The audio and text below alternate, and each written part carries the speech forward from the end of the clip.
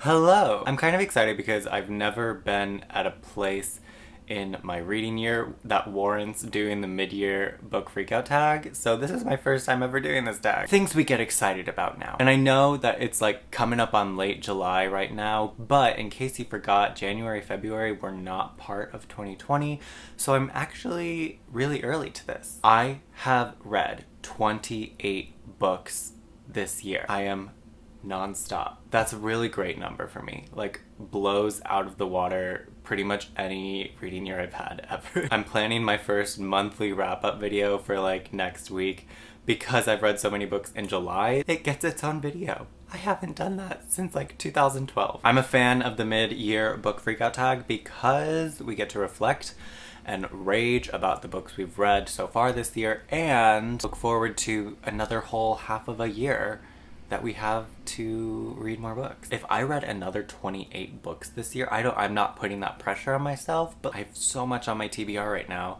I could see it happening. Question number 1 is, what is the best book you've read in 2020 so far? It totally has to be Like a Love Story by Abdi Nazemi, and this was my first quarantine book. It was like the 4th book I read all year. I've talked ad nauseum about this book on my channel, so I'll leave the link to my video up here, but this book will always have such a special place in my heart. Beautiful, beautiful writing, amazing characters, queer New York City, 80s, Madonna, diverse characters, everything you could want. Question number 2 is the best sequel you've read all year. I think I've only read like 2 sequels this year. 3 if you count the Hunger Games book, but even if I had read like all sequels this year, I'm pretty sure this would be my favorite one. It is A Beautifully Foolish Endeavor by Hank Green. If you haven't read An Absolutely Remarkable Thing, you should do that. And if you have read An Absolutely Remarkable Thing and you haven't picked up the sequel yet, you're gonna want to do that like right away. The first book I liked. Truthfully, if there wasn't this downtime, I might not have picked this up immediately, but I did. I read it right away when it came out, and it's like now one of my favorite series of all time. Question number 3 is a new release you haven't read yet but want to. 2 answers. I can't wait to read Death in Her Hands by Ottessa Moshfegh, and also Felix Ever After by Casting Calendar, way up there on my TBR. I cannot wait to love this book because there's no option. I'm just going to. Question 4 is most anticipated release for the second half of the year. Number 1 is The Bridge by Bill Konigsberg. I just know this book is gonna shatter my heart. If publishing hadn't like left their offices, I know I would have a galley by now and I would have read it.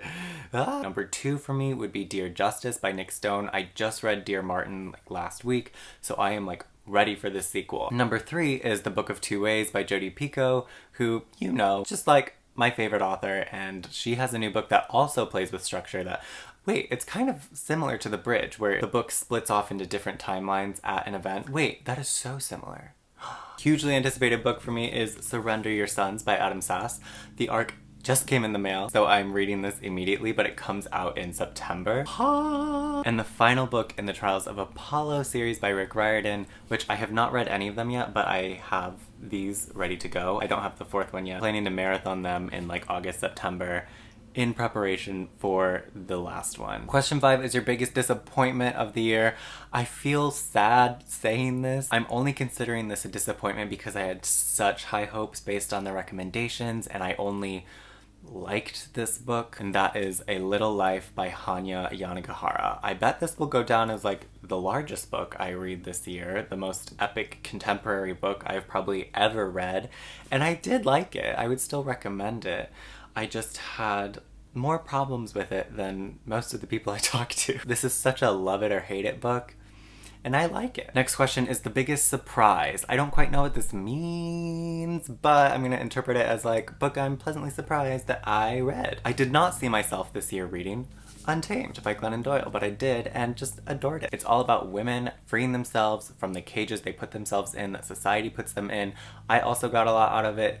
There's also like kind of her own queer love story happening throughout it with Abby Wambach, and it's just a lovely, lovely memoir. Next question is favorite new author, debut or like new to you, and I'm gonna go with new to me, and that is Elizabeth Acevedo. I just recently read the National Book Award winning The Poet X for the first time, devoured this book and loved it so much. Her new book is Clap When You Land, and I'm planning to read it this week, so I'll keep you posted on that. Next question is your newest fictional crush. Gonna have to go with Gus from Beach Read. If you've read it, I don't need to say anything more. I mean, just the level of detail that we have about him, it's impossible not to fall in love. New favorite character. I have to say Art from Like a Love Story. Just like someone I've thought about frequently since reading. And Reza as well. Both of them. A book that made you cry. Gonna have to go with I'm Still Here by Austen Channing Brown. This is like a cry.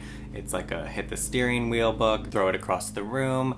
Give it to every single person you know. That's what this book is. A book that made you happy. I have to say How to Write an Autobiographical Novel by Alexander Chee. This book was just like a happy pill every night. I read the essays one by one, and reading his essays about his life made me excited about writing. The most beautiful book you have bought this year. Going back to Clap When You Land by Elizabeth Acevedo, the plane through the two girls, and then if you have the hardcover, it looks like this, and the material, this book is beautiful. And then anytime you open a novel and the pages look like this, it's just, I don't know, there's something about it. I love how they use the plane imagery throughout this book. It's beautiful. The next question is, what books do you need to read before the end of the year? Aside from ones I've already mentioned, I would say White Fragility by Robin DiAngelo. I'm excited to read this one. You Should See Me in a Crown by Leah Johnson. Can't wait to finally read this adorable book. I think that's it. I'm hesitant to like name my TBR because I just want to read whatever I want. That is the mid-year book freakout tag. That was fun. Let me know what your favorite books this year have been. Are you reading more during quarantine? Are you reading less? I'll talk to you guys very soon. Have a good one. Thanks so much for watching. My name is Tiernan, and